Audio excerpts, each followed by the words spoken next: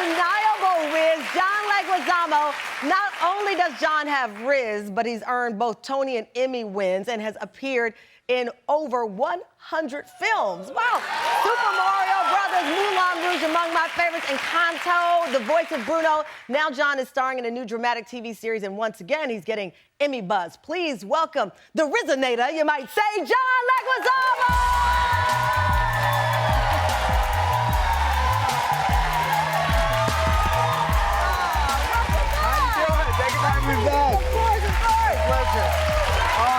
Thank you. Welcome. Oh, man, what a lovely house. I know, right? Wepa. We're full of people who have Riz. I'm looking at these red carpet pictures of you. To me, that's a guy who has Riz. I got a little Riz. Yeah, You got a little Riz? I got me some Riz. Yes, okay, but in school, high school, you were voted most talkative. Okay. That was not cool because I should have got funniest man in school, but I was in a mad competitive school for class clowns. Oh. Like Murray Bertram High. And, oh, somebody went to Bertram? Oh, we both made it out. But if you weren't funny, you couldn't sit at this table of comedians. We had Damon Wayans was there. What? Tribe Called Quest, Q-Tip, yeah. You went to high school with all of them? Uh-huh. So to get it on the cool table. You had to crack some big jokes. You had to, be funny in class. You had to rip, yeah. But it does, okay, well, do you think that Riz, you're born with it or you teach yourself it? Because you said you have it now. Yeah. I developed it because I grew up in a tough neighborhood and I got beat up a lot, so I learned how to be funny. You learned how to be funny. So I could either, stall or make them like me or run away. Give me enough time to run away. So I'd be like, do my voices.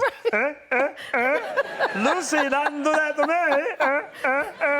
And then I'd be like, And then you're like, I love that story because Oprah said she was bullied in school. She would whip out the Bible and do Bible verses. She was like in first grade, and she said she would read. That's clever. That is clever. You're like going to stall. In the name of the Father, the Son. But okay, so you started to develop your Riz through humor. Right, to defend To defend yourself. But then it turns into, as the studies say, people who have Riz, they get the career they want, they get the love they want. You and Justine have been married with 30 Yeah, we've been together 30 years and we've been married 21 years. 21 years. Yeah. And in Hollywood, that's a long in Hollywood, that's 3 times as much time. Exactly. You met on Carlito's Way, which is one of my favorite films. Oh, thank you. I love it too. Obviously, I could watch it every day. But did you have Riz in the romance world? Oh, yeah. I mean, when I first saw her, she was so fine. And, everything in my body was, the molecules were vibrating.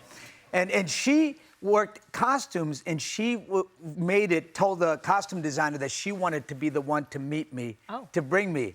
So to the costume thing. So we saw each other, we were, grooving, and then, things started happening. Well, Riz is said to be charming. Charismatic people are charming.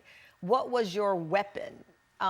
Because I don't know. I told jokes, I told jokes. Because you're on the set of Carlito's Way. It's not a funny film. No, not a funny flick, but when I'm off camera, I'm funny. So you switched it on and off on set? Yeah, especially when there's tell me your best fine-looking young lady. What was the line with Justine that you said, ooh, I made my move on that one? Oh man. Well, we were on 42nd Street, and I went, not all the ladies around here are working. And, and she liked that. She liked that. I meant she wasn't working. I get it, I get it. Okay, just in case. I get it. There's a lot of young people here. Well, people assume that when you are a brilliant actor like yourself and obviously an award-winning actor, that Riz is natural. I read where you said Al Pacino, whom I've interviewed, Robert De Niro, whom I've interviewed, brilliant people, but are painfully shy. Painfully shy. I interviewed Robert De Niro. I was about to start crying. Right, but they're electric on camera. They're electric on camera. And there's the opposite, too. There's a lot of people who got a lot of charisma in person, and then you go on camera and they're flat. They flatline for me, yeah. They just can't do it. And then there's people like De Niro and Pacino who are painfully shy.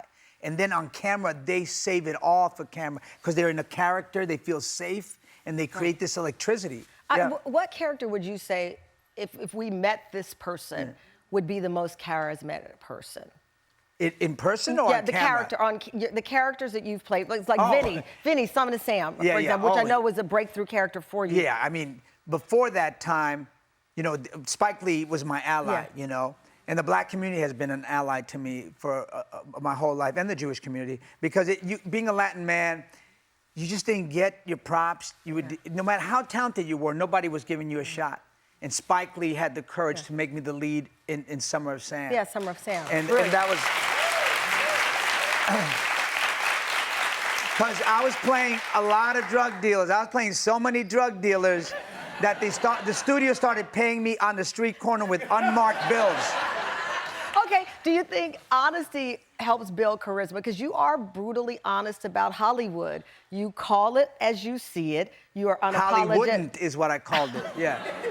That's what I mean. I think that adds to charisma. I find it charming when people can be so honest with something so complicated, but still pull you in. Yeah, I love honesty. I love honesty. I love honest people. I think it's fire. Well, who likes a liar? Nobody. No, there's a lot of people who get turned on by you know, people who can talk a lot of fancy stuff, Okay. but there's no substance. I like substance. Yeah. And I like people who tell the truth, and it's more exciting. It is much more exciting. But you know,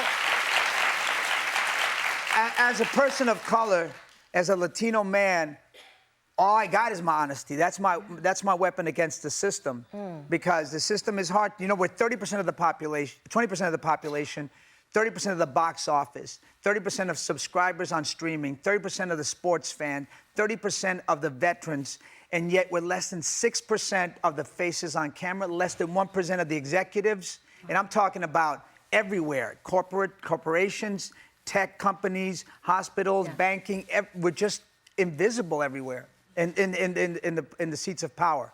When you are in the room and you're saying that, because I know that oftentimes people don't want to hear these hard numbers because they know if you're an executive that you're likely talking about them. Right. Which I am. Do you use... And they're not wrong. Well, I'm going to say this. Do you use charisma when you know you're going to make people feel uncomfortable? Yeah, I mean, you get more bees with honey than you do with vinegar, right?